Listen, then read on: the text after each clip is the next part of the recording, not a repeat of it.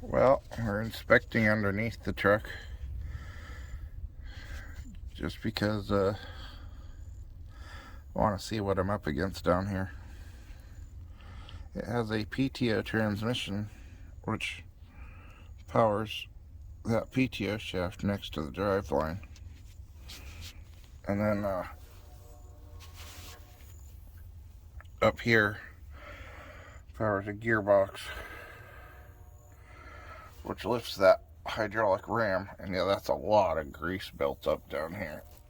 Hydraulic ram and lifts the whole bed.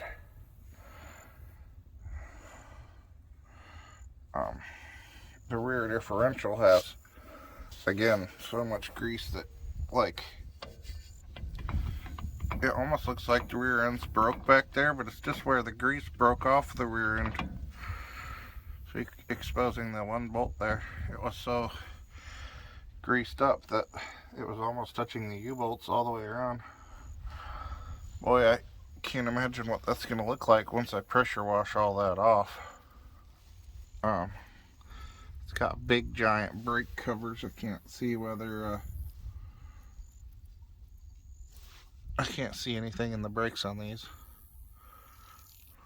Everything else looks good down here.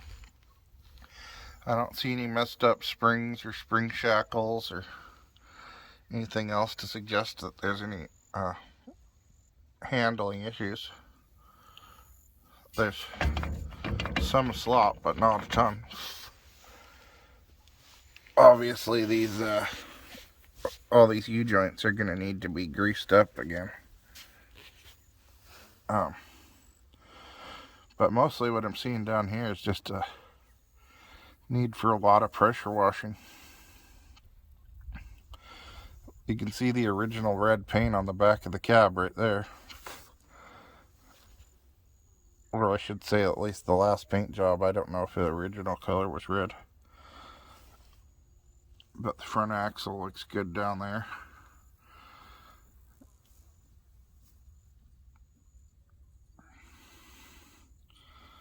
The controls to run the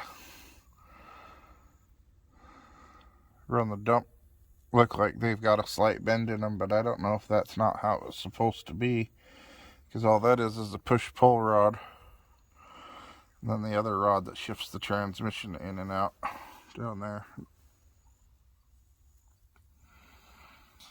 That transmission T-case also has, looks like, several inches of grease on it.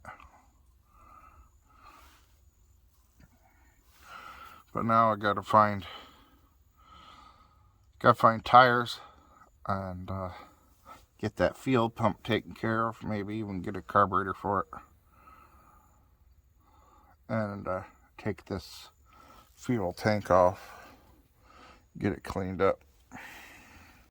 It looks like the size of the tire is 750/20, which is also a size type that's not used anymore, but at least it's on a 20-inch rim. One thing I find interesting is it's got a 10-lug rear end, right? Now, on the front of this truck, it's only got 5-lug, but they've got that ring on there that has the rest of the lugs, so there's still 10 holes in the ring, or in the rim, but only 5 coming out of the axle or hub, however you want to say that.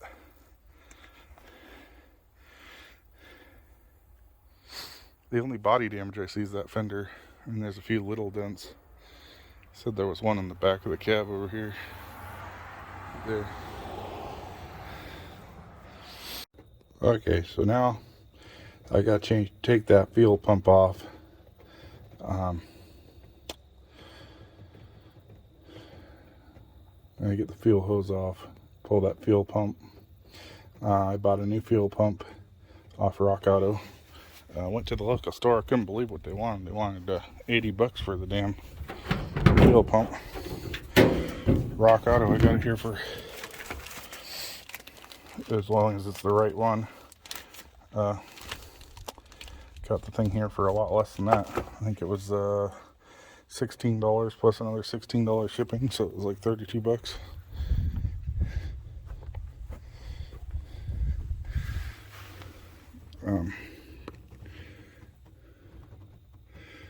One thing I see is different on this one is the metal hose there that threads in. I might just have to cut that because all it is a fitted hose that just goes right up to there. It's not like it goes anywhere. But that's part of the problem of having a motor that we have no idea what this came out of, is ordering a field pump with the exact same fittings as that one. It's hard to find. But anyhow, oh, I have an oil filter for it too, so as soon as I hear it runs, change the oil. And that distributor, I have a new distributor for it because I'm not a big fan of those points distributors. Looking at it, I'm kind of skeptical on how it's going to fit, but maybe it will. We'll have to see when we get there on that. Anyway, I don't have a way to hold this phone here like this, so I'm going to do the movie magic, pause and start back up. One of these days I'll have a tripod and you can watch me take the screws off. Oh, I think it's fucking welded on.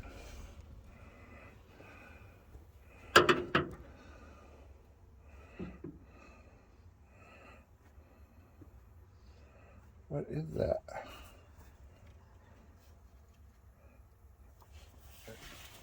Here. Thank you. I'm in the back of my car. Can you leave? Okay. So there are a couple of differences between these two fuel pumps, the one I bought and the one I'm putting in. The levers look like they've got the same angle and the same catch. I think we'll be good on that. This definitely is a lot hardier, but look how far that moves with nothing happening. I don't think it's supposed to do that. It should be squirting already immediately. This one just falls like no effort. But you can also see the difference in the tops of them, or bottoms, however you want to say it, and or the tops of the pump.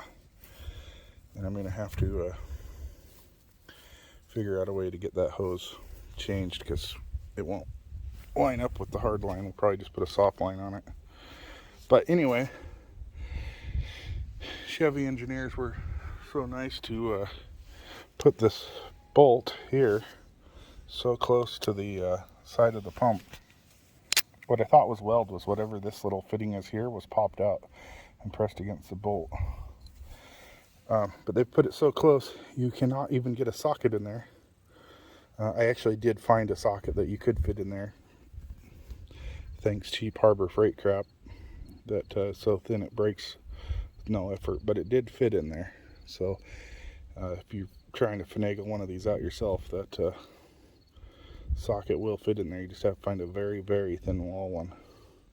But otherwise it's so close you can't hardly turn that bolt. Anyway, so I'm going to put that other pump in there. It came with a couple of gaskets. Throw a gasket on there. I'm sorry, I keep putting a finger in the way. And I'm probably going to take, I think that fitting and that fitting are the same. It looked like it to me. Going to have to make that other one fit, because as you can see, that one comes out the side and this one comes out the bottom. So I'm going to have to cut that other one off and probably hook a rubber hose right onto the end of it. But it only goes about 2 feet to the carburetor anyway, so I'm not really worried about that. Anyway. Well, I discovered another issue. That doesn't come with hardware, and that bolt there, I'm not going to put it in with only 2 threads catching. I guess I could take the lock washer off, but then I'd be out of lock washer. And that one, you can see how much it'd stick through. It's a lot more than 2 threads. So I might have to go to the hardware store and get some bolts, or go dig through my bin. We'll see. I've got to go look.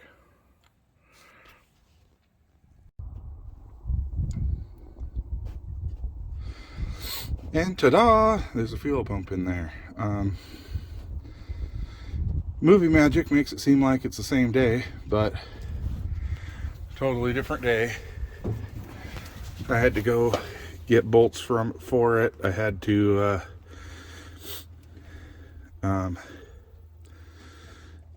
pound a socket on there. It took me forever to get the nuts off because they were so close to the side of the pump. You couldn't get a wrench on it. You had to use a thin wall socket. And once I did that, then it came off just fine. But then I found out that this pump has a thicker thicker mounting surface, so I needed longer bolts. First time I went out and got bolts that were 1/2 inch longer. Well, then those ones bottomed out. I needed ones that were only 1/4 inch longer, and then that worked perfect. Anyway, I still have to figure out how to deal with this hose here, because as you can see, it came in from the side, and it needs to go down towards the top. And this one will be easy enough. I just took the rubber hose back up to it. But anyway, we'll get that done. Hopefully we'll get a good start and run on it. And I really want to move it forward so it's up here, because right now when we back out of our parking spots, it's right in the way. But anyway, that's the goal. I'll show you some more when I get further. Hopefully the fuel line's on and I'm ready to try to start it next time I pull it. Okay, well, turns out the gas line I have is not for gas, so it's all right there, which means it's gonna rot, but should work enough to start it once.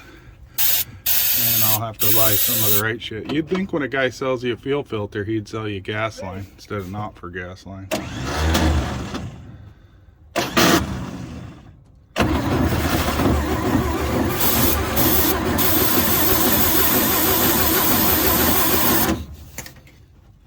We're getting fuel into that first fuel filter now.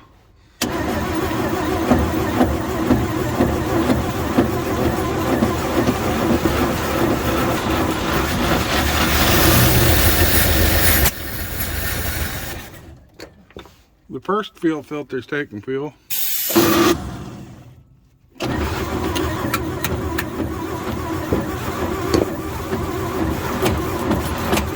Okay, stop. Stop. Stop, Gene. We got some fuel leaks, yeah. Let's try, let's see how many more leaks we have.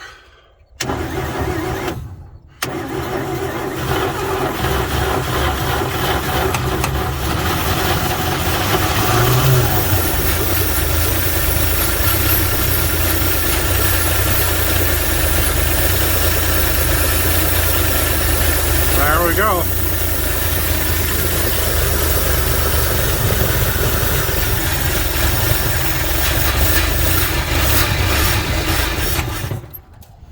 That was running on its own. It was.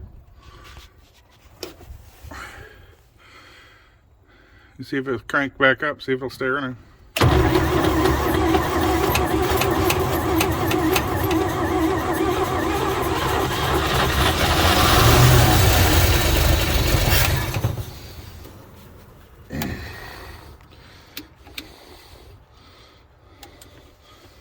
Let me see if I can get this to free up.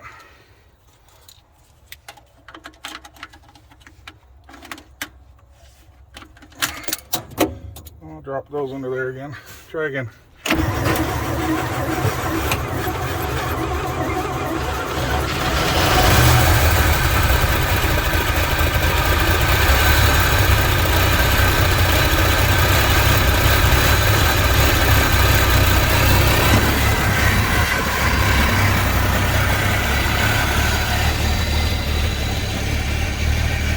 Well, a little bit of smoke, not too much for a truck that's been sitting this bad.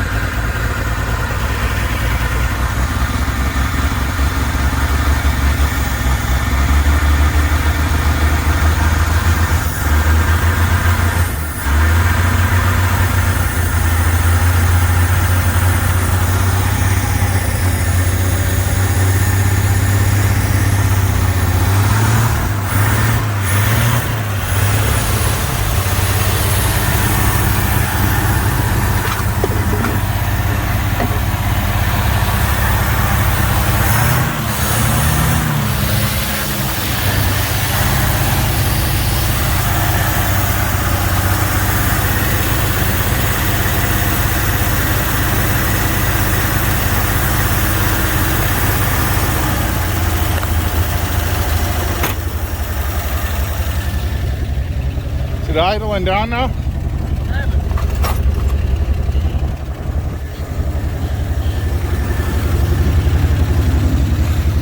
I'll move some stuff out of the way here.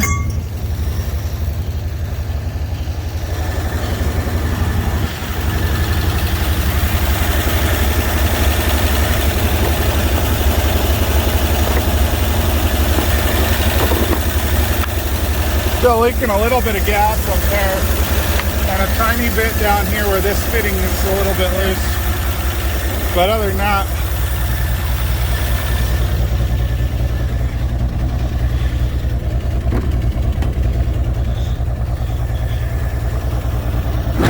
I'm not too worried about buttoning up the gas leaks because that's the wrong gas line anyway. And once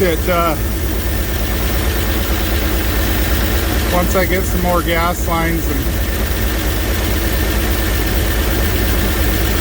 we'll get it all tightened up. So you think it'll roll forward? You think you can move it forward? I just want you to, don't run over my lawnmower, but pull it up there to the lawnmower. It shouldn't roll very easy. You got so many flat tires.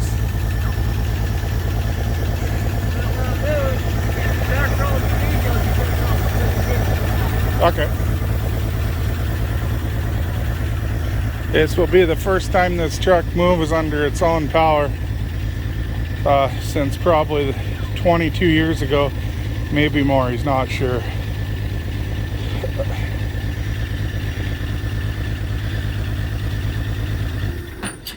Well, that was reverse.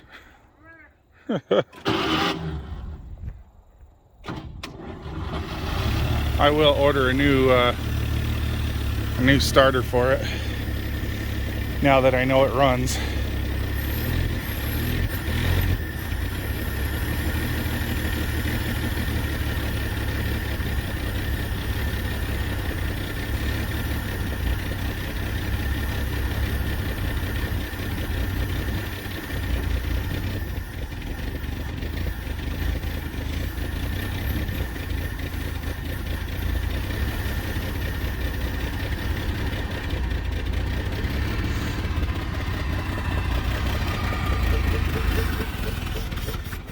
Is it getting hot? Well,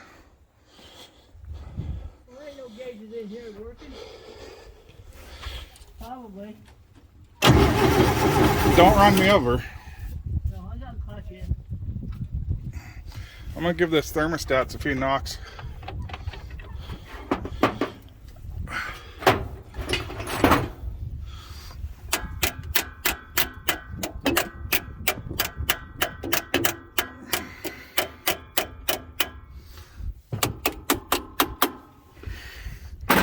Okay, try again.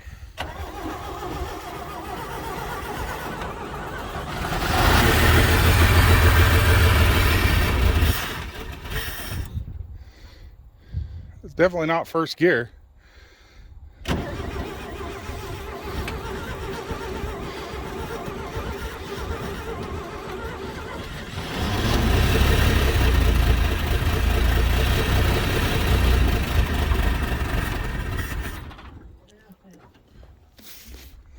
Might just be too, might be getting hot.